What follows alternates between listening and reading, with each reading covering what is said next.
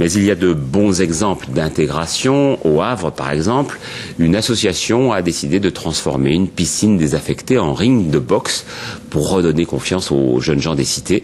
Vous allez voir de quoi il s'agit avec Jean-Michel Bello et Jean-Christophe Cortès. Il fallait avoir l'idée et beaucoup d'imagination. Celle de transformer une piscine désaffectée en un gymnase de haut niveau. Voilà pour l'originalité du décor. Le maître d'œuvre de ce projet, le voici.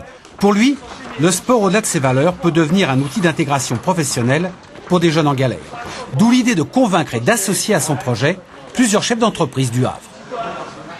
On est des coachs du sport et maintenant on est devenus des coachs en insertion sociale et professionnelle. Nous rassurons aujourd'hui le chef d'entreprise, on lui donne des garanties que ça va fonctionner.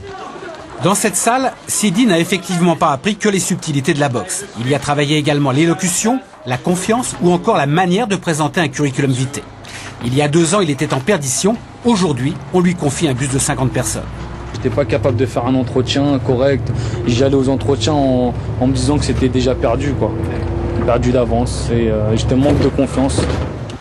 Constat identique pour Rabat, garçon d'un quartier difficile, aujourd'hui titulaire d'un poste chez EDF.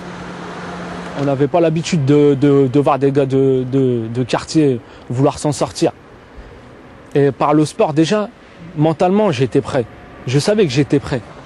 Pour ses patrons havrais, l'association, récompensée l'an dernier pour son originalité, est finalement devenue l'heureux complément à la NPE. Nous avons besoin aussi d'avoir au sein de notre entreprise une représentation de la population locale de façon à être parfaitement bien intégrée. Donc c'est pour nous la faculté d'avoir une diversité qui est très riche dans l'entreprise. Depuis sa naissance en 2002, Émergence est parvenue à placer environ 300 jeunes, garçons ou filles, dans le monde du travail.